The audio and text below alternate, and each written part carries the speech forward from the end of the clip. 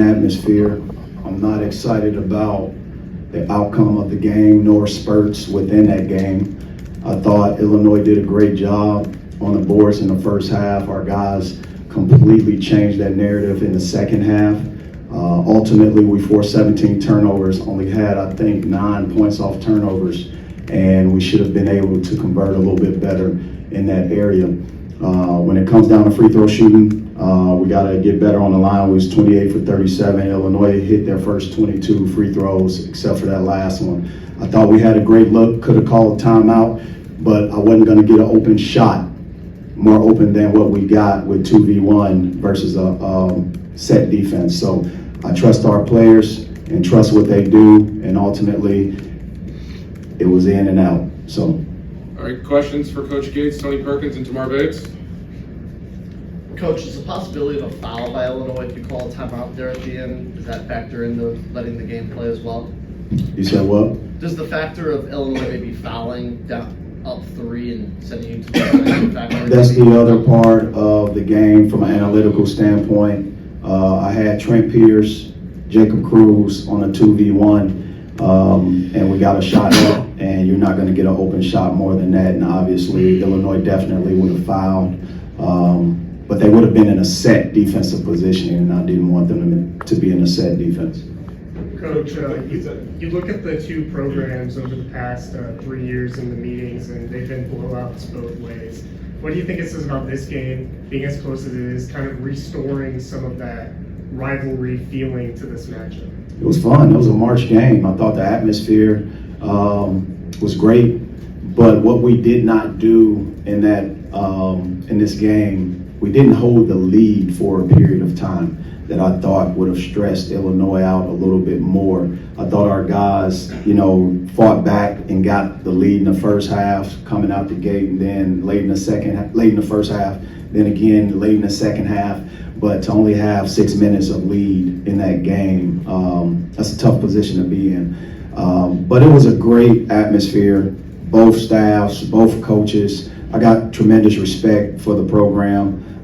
But I wish we could have come away with a win, and it was a great NCAA tournament atmosphere. That's what it looked like to me.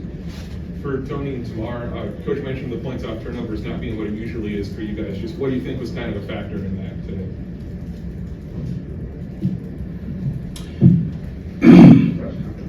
I mean, it's not more complicated than we just didn't convert. I mean, it could be a combination of us not running hard enough, or just not making the ball change sides of the floor when we were able to turn them over, or not getting the paint touch. It's a combination of a few things, but at the end of the day, we just didn't convert.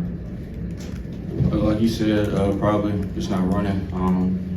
Do a lot of keep the balls at the side that opens up the floor and create different driving lanes for everybody. So I think on a break, just getting to the rim, and that's what we good at. So I think we'll get back to that.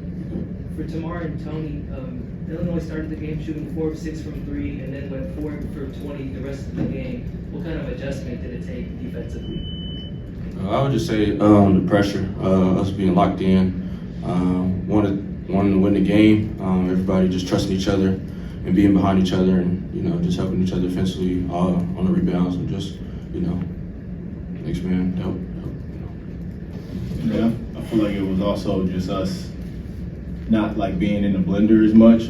They were able to just swing the ball around the horn a lot, and when they started to miss more of those threes, we blew up some of their plays, or we threw off their cadence in terms of how they run their offense, so they were off balance shooting some of those threes. But I mean, yeah, we, like Tony said, our communication picked up, our fight picked up, and then that's how we were able to change that percentage in terms of 3-pointers. Tomorrow, you guys have now played 2 highly competitive non-conference rivalry games, one on the wrong side of one and one on the right side of the other one. How does that prepare you guys for what's coming in SEC play? Well, I mean, the SEC has proved to be the best conference in the country thus far. So, I mean, for us being in these close games and having these lessons to look back on, we just know what we have to clean up.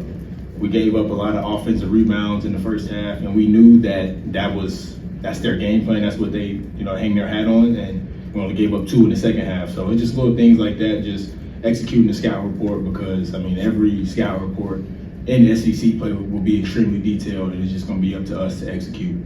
Tony, you seem to kind of add some elements to your game today, driving the ball, dunking, on the rebound, another dunk. But for you, was there like a conscious effort kind of to be more aggressive in this game? It's kind of a new element. I would say just be myself. So, that's the answer. Last 2 times Tony played Illinois, he had, 20 and 30 or something like that? Yeah. So he's used to playing against the Illini from his Big Ten experience. Coach, you have a roster of guys like Trent Pierce, Peyton Marshall, Jacob Cruz, and Tamar Bates who really stepped up their game in the second half. What do you think that says to your roster and your ability to have these guys come out in these key moments? Well, I'm proud of our team, and I'll continue to say that. That's what I told them in the locker room. I'm proud of them. I love them. We cut the lead 2 or 3 times between the 11-minute mark and the 9-minute mark, and each time Illinois made a tough shot. So they had timely execution. The thing that we didn't do is hang our head, and we kept fighting. We kept our foot on the shovel, and we kept digging. And that's the sign of a good team. What I like is our depth. Marcus Allen changed the game in the second half for us. Peyton Marshall changed the game in the second half for us. Those guys ignited something, and we just built on top of that. And what I'm thankful for is the way we respond in adversity. That's what the last, our 2 losses provides. It provides intel of how our guys have stayed connected through a little adversity, but more importantly, they've stuck together and they've dug themselves out of certain situations. We got to do a better job in terms of executing those defensive assignments in those moments, but sometimes players just make big plays and you can't do nothing about it. Dennis, you had six assists on 23 baskets. Did you feel like the ball move, was that a product of how the game just kind of flowed in your mind, or did you get the looks in the isolation that you wanted, matchups you wanted? Yeah, it's unfortunate they don't count assists with foul shots. Sure. It's unfortunate. It's modern day basketball, guys. We can't read this black and white stat sheet and understand or not understand. We gained assists. They just don't count them in this box score when you get fouled. We gained a lot of assists. So I'm not going to overreact on the paper saying 9 assists. In my mind, we were double-digit positive. If I go back and do it modern day, we would be probably 15-plus assists based off our turnovers, guaranteed, based off our free throws and free throws made. Tony, obviously, a lot of new faces for Illinois, but what have you learned about the constants of what that program is, just given how many times you've seen them in your career? Honestly, it's still the same game plan on how they play when I played them years ago and last year. So I mean, it's kind of familiar with defense regardless of the faces, so and offense. So. Dennis, you talked about just not being able to sustain the lead. How does that impact how you coach the game? It doesn't impact. It's basketball, man. Players are going to make plays. What I am proud about is the fact that, my first time out in the first half, think about that. We hadn't seen a lot of the lead in a while, so I wanted to call a timeout so our guys can be in a situation where they have the lead. And Illinois came back, and they ended the half with an unbelievable run in 1:30 seconds. You fast forward to the second half, when we got the lead again, we just couldn't get that, whether it's that extra loose ball. Think about the trip when Tamar Bates went after a ball and KJ tripped him and dove after a ball. It wasn't free throws, and that's okay. The referee's not going to be perfect. I'm not complaining about referees, but I know what should have happened because that play happened right in front of me. But again, I didn't mean to get a tech, but I had to. I had to get a tech. And our guys responded from that technical foul. Because if I did not get a technical foul on that, Lord knows what would have taken place the entire game. What I do know is, in front of me, Ant Robinson fell. I don't think he fell on his own.